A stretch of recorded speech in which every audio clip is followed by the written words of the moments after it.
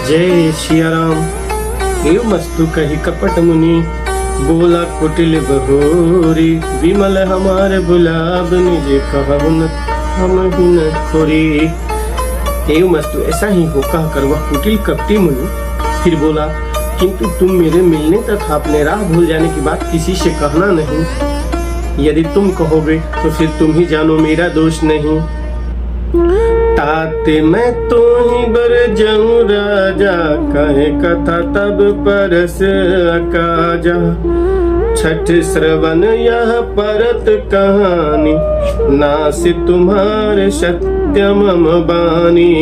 हे राजन, मैं तुमको इसलिए मना कर रहा हूँ कि इस प्रसंग को कहने से तुम्हारी बड़ी हानि होगी। छठे कान में यह बात पढ़ते ही तुम्हारा नाश हो जाएगा। मेरा यह वचन सत्य ही जानना तुम। यह प्रकटे अथवा दृश्रापा, नास तोर सुन भानु प्रतापा।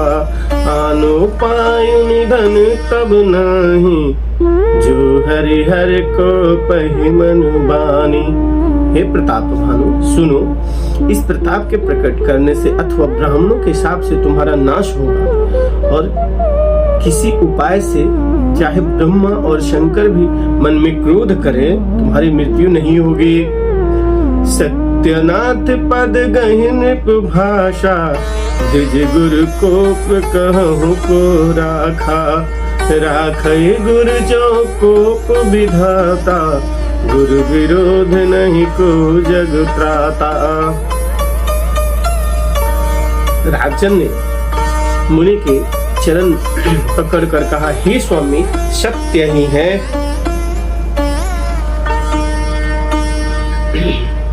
ब्राह्मण और गुरु के क्रोध से कहिए कौन रक्षा कर सकता है। यदि ब्रह्मा भी क्रोध करे तो गुरु बचा लेते हैं, पर गुरु से विरोध करने पर जगत में कोई भी बचाने वाला नहीं है। जो न चलब हम कहे तुम्हारे, हो नाश नहीं सोच हमारे। एक ही डर डर पत मन मोरा, प्रभु मही देव श्राप अति घोरा। यदि मैं आपके कथन के अनुसार नहीं चलूंगा तो भले ही मेरा नाश हो जाए, मुझे इसकी चिंता नहीं। मेरा मन तो हे प्रभु केवल एक ही डर से डरा है कि ब्राह्मणों का शाप बड़ा भयानक होता है।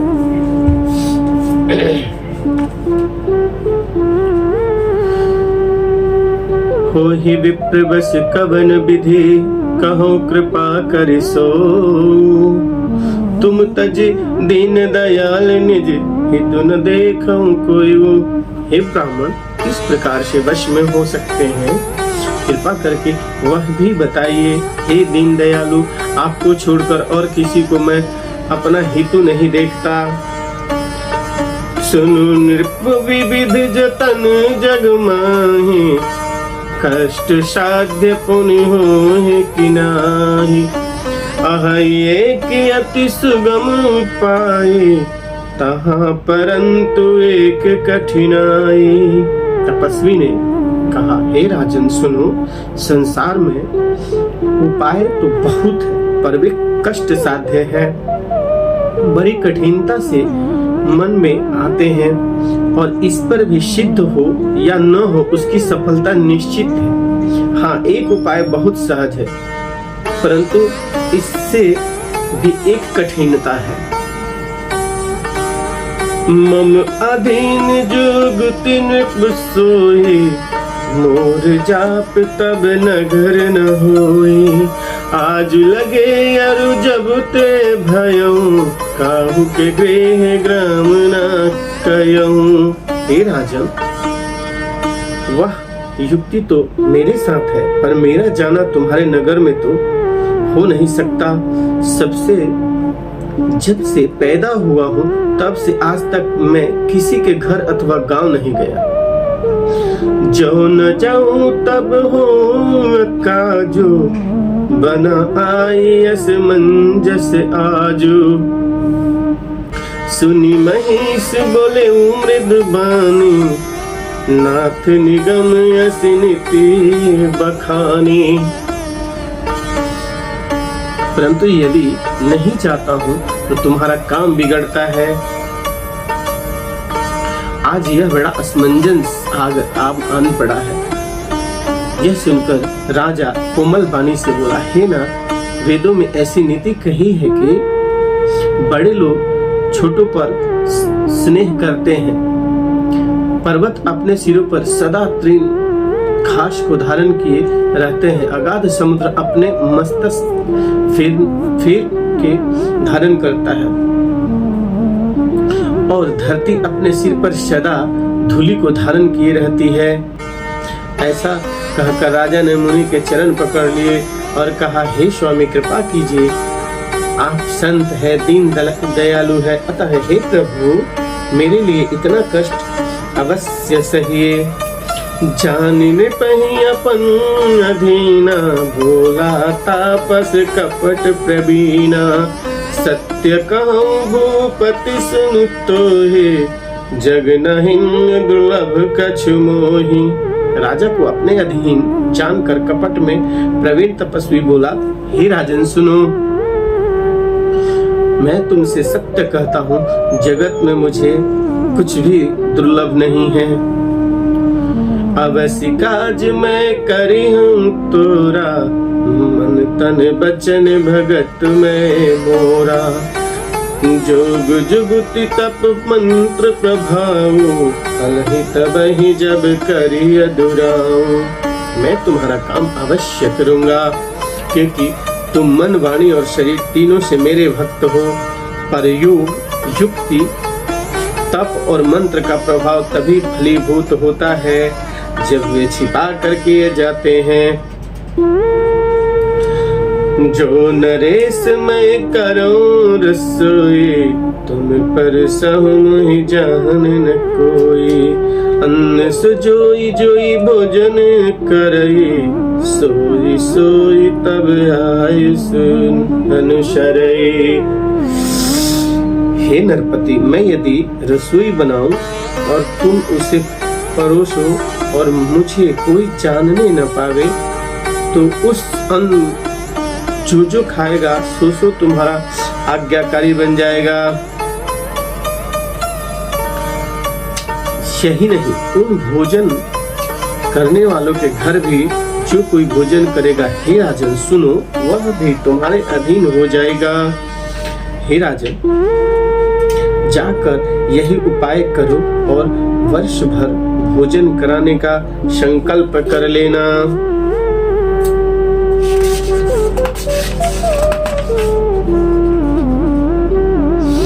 नित्य नए 1,00,000 ब्राह्मणों को कुटुंब सहित निमंत्रित करना मैं तुम्हारे संकल्प के काल अर्थात 1 वर्ष तक प्रतिदिन भोजन बना दिया करूंगा।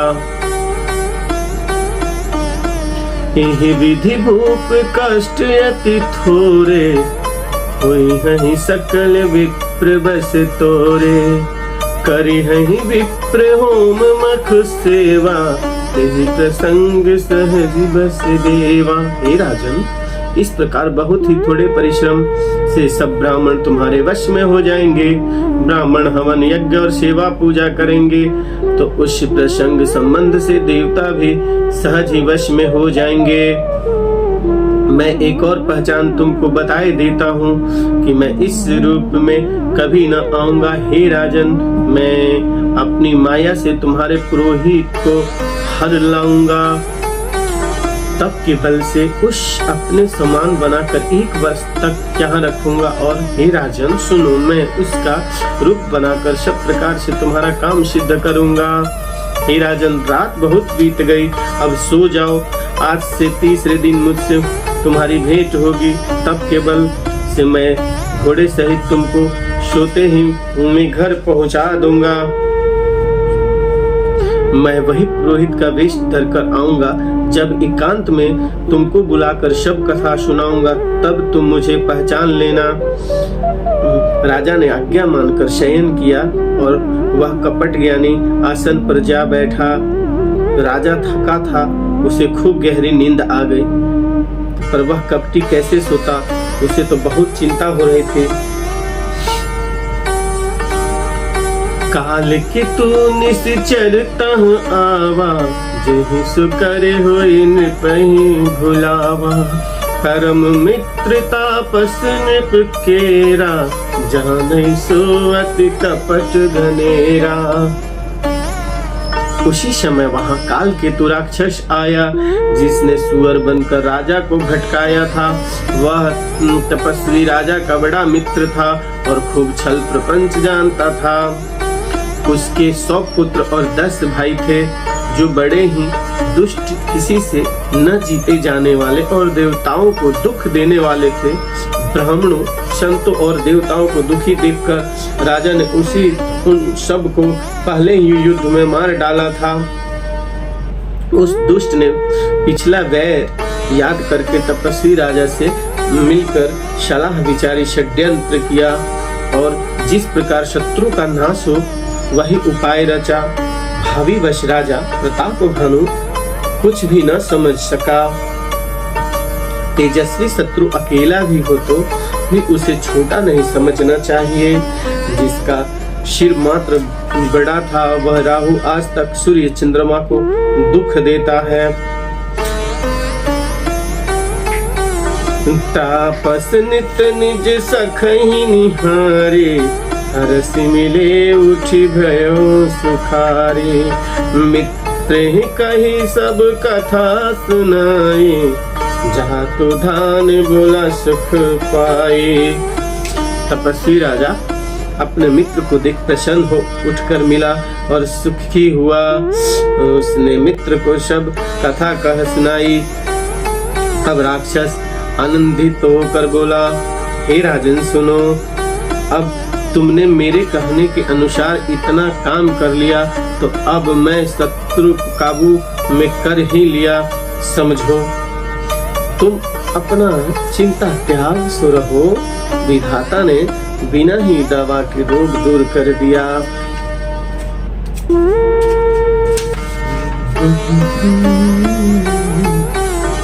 कुल सहित शत्रु को जड़ मूल से उखाड़ बहाकर आज से चौथे दिन मैं तुमसे आ मिलूंगा। इस प्रकार तपस्वी राजा को खूब दिलासा देकर वह मायामयी और अत्यंत क्रोधी राक्षस चला।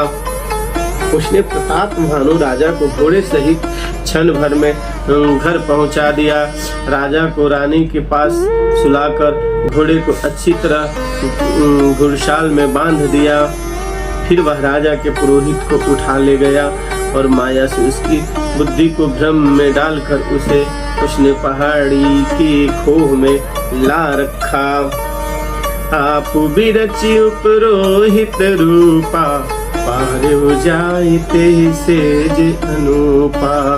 जागे नृप अनुभय बिहाना, देखी भवन अति अचर जुमाना। वह आप पुरोहित का रूप बनाकर उसकी सुंदर सेज पर जा लेटा।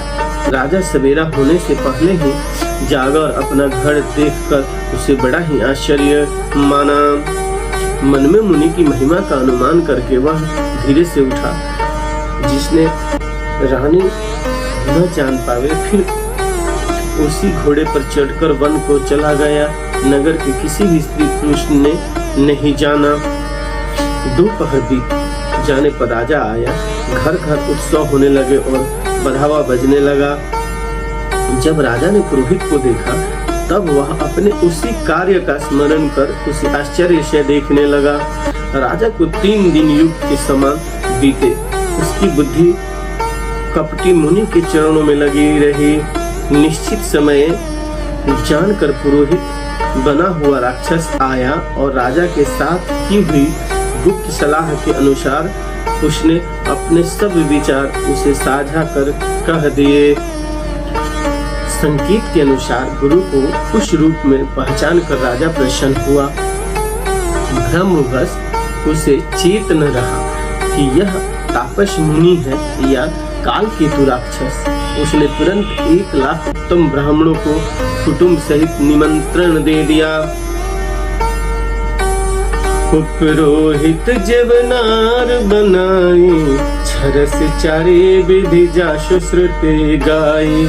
माया मैं तिन कीन सोई, व्यंजन बहुगनि सकल न कोई।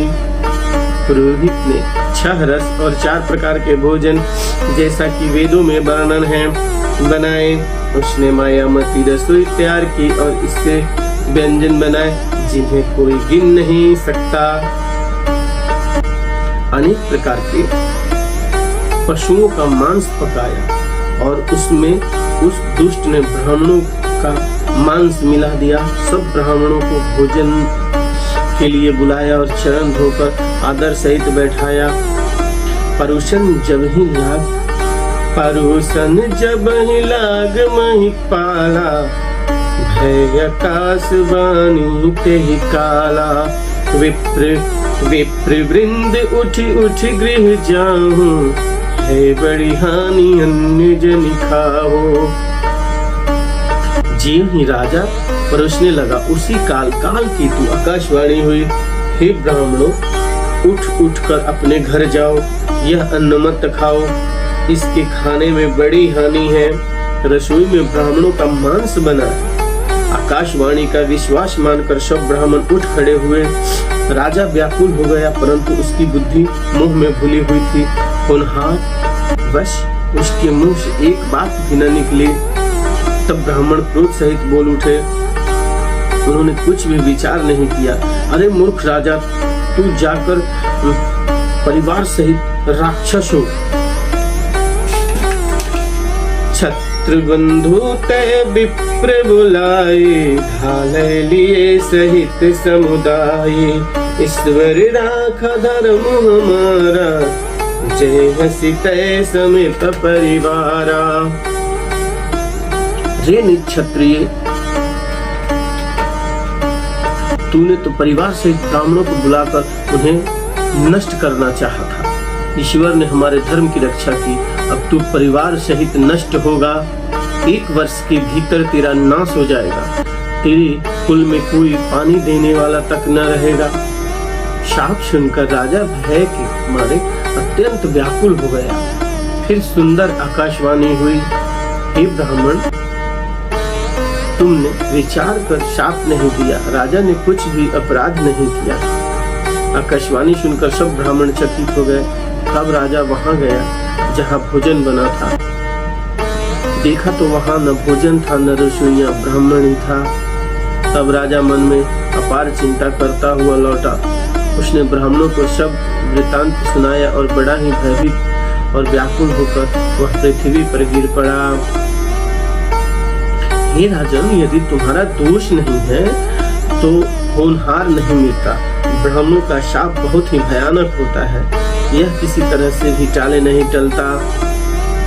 ऐसा कहकर सब ब्राह्मण चले गए। नगर वासियों ने जब यह समाचार पाया तो वे चिंता करने और विधाता को दोष देने लगे, जिसने हंस बनाते बनाते कौवा कर दिया। ऐसे पुण्यात्मा राजा को देवता बनाना चाहिए था, सुराक्षस बना दिया। पुरोहित भवन पहुँचाए, असुर ताप से ही खबर ही जनाई। तेहि खल चाहता पत्र पठाए, सज सज सेन भूप शब्दाए। पुरोहित को उसके घर पहुंचाकर असुर काल केतु ने कपटी तपस्वी को खबर दी। उस दुष्ट ने जहां तहां पत्र भेजे, जिससे सब बैरी राजा सेना सजा सजा कर चढ़ दौड़े और उन्होंने डंका बजाकर नगर को घेर लिया। नित्य प्रति अनेक प्रकार से लड़ाई होने लगी। प्रताप भानु के सब योद्धा और शूरवीरों की करनी करके रण में जूझ मरे। राजा की भाई सहित खेत रहा। सत्यकेतु कुल में कोई नहीं बचा। सत्यकेतु के कुल में कोई भी नहीं बचा। ब्राह्मणों का शाप झूठा कैसे हो सकता था। शत्रु को जीतकर नगर को फिर से बसाकर सब राजा विजय और यश पाकर अपने अपने नगर को चले। भारद्वाज सुन जाहि सब होई विधाता वाम, धुरि भेरु सम जनक जम ताहि ब्याल सम दाम। याज्ञवल्क जी कहते हैं, हे भारद्वाज सुनो, विधाता तब जिसके विपरीत होते हैं तब उसके लिए धूल सुमेरु पर्वत के समान, भारी और कुचल डराने वाली, पिता यम के समान, काल रूप और रस्सी सांप के समान काट खाने वाली हो जाती है। काल पाई मुनि सुनु सो राजा, भयहु निशाचर सहित समाजा। 10 सिर ताहि 20 भुज दंडा, रावण नाम वीर बरिबंडा। हे मुनि सुनो, समय पाकर वही राजा परिवार सहित रावण नाम का राक्षस हुआ। उसके 10 सिर और 20 भुजाएं थी और वह बड़ा ही प्रचंड शूरवीर था। हरिमर्दन नामक जो राजा का छोटा भाई था वह बल का धाम कुंभकर्ण हुआ। उसका जो मंत्री था जिसका नाम धर्मरुचि था वह रावण का सौतेला छोटा भाई हुआ। उसका विभीषण नाम था जिसे सारा जगत जानता है। वह विष्णु भक्त और ज्ञान विज्ञान का भंडार था। और जो राजा के पुत्र और सेवक थे वे सभी बड़े भयानक राक्षस हुए। वे सब अनेकों जाति के मनमाना रूप धारण करने वाले दुष्ट, कुटिल, भयंकर, विवेक रहित, निर्दयी, हिंसक, पापी और संसार भर को दुख देने वाले हुए। उनका वर्णन नहीं हो सकता। यद्यपि वे पुलस्त्य ऋषि के पवित्र, निर्मल और अनुपम कुल में उत्पन्न हुए, तथापि ब्राह्मणों के शाप के कारण वे सब पाप रूप हुए। तीनों भाइयों ने अनेक प्रकार की बड़ी ही कठिन तपस्या की जिसका वर्णन नहीं हो सकता। उनका उग्र तप देखकर ब्रह्मा जी उनके पास गए और बोले, हे तात, मैं प्रसन्न हूँ, वर मांगो। रावण ने विनय करके और चरण पकड़कर कहा, हे जगदीश्वर सुनिए, वानर और मनुष्य इन 2 जातियों को छोड़कर हम और किसी के मारे न मरे, यह वर दीजिए हमें। शिव जी कहते हैं, मैंने और ब्रह्मा ने मिलकर उसे वर दिया कि ऐसा ही हो। तुमने बड़ा तप किया है। फिर ब्रह्मा जी कुंभकर्ण के पास गए। उसे देखकर उनके मन में बड़ा आश्चर्य हुआ। जो यह दुष्ट नित्य आहार करेगा तो सारा संसार ही उजाड़ हो जाएगा। ऐसा विचार कर ब्रह्मा जी सरस्वती को प्रेरणा करते उसकी बुद्धि फेर दी, जिससे उसने 6 महीने की नींद मांगी। फिर ब्रह्मा जी विभीषण के पास गए और बोले, हे पुत्र, वर मांगो। उसने भगवान के चरण कमलों में निर्मल, निष्काम और अन्य प्रेम मांगा। उनको यह वर देकर ब्रह्मा जी चले गए और वे तीनों भाई हर्षित होकर अपने घर लौट आए। वह दानव जी मंदोदरी नाम की कन्या परम सुंदरी और स्त्रियों में शिरोमणि थी। सोई मैं दिन रावण सोई जातु दान पति जानी, हर्षित भयउ नारी भली पाई, दो बंधु बिहोयर जाई। माया ने उसे लाकर रावण को दिया। उसने जान लिया कि यह राक्षसों का राजा होगा। अच्छी स्त्री पाकर रावण प्रसन्न हुआ और फिर उसने जाकर दोनों भाई विवाह कर लिया। समुद्र के बीच में त्रिकुट नामक पर्वत पर ब्रह्मा का बनाया हुआ एक बड़ा भारी किला था। महान मायावी और निपुण कारीगर मय दानव ने उसको फिर से सजा दिया। उसमें मणियों से जड़े हुए सोने के अनगिनत महल थे। भोगावती जैसे यही कुल बासा, अमरावती जैसे सक्रिनिवासा, तिन्हित अधिक रम्य अति बंका, जग विख्यात नाम तेहि लंका। जैसी नागकुल की रहने वाली पातालों में भोगावतीपुरी है और इंद्र के रहने स्वर्ग लोक में अमरावतीपुरी है, उसने भी अधिक सुंदर और बांका वह दुर्ग था, जगत में उसका नाम लंका प्रसिद्ध हुआ। इसी दोहा पे फिर आज विश्राम करेंगे। खाई सिंधु गभीर अति, चरहु देश फिर आव, कनकोट मन खचित दृढ़, बरनि न जाई बनाव। सियावर रामचंद्र की जय।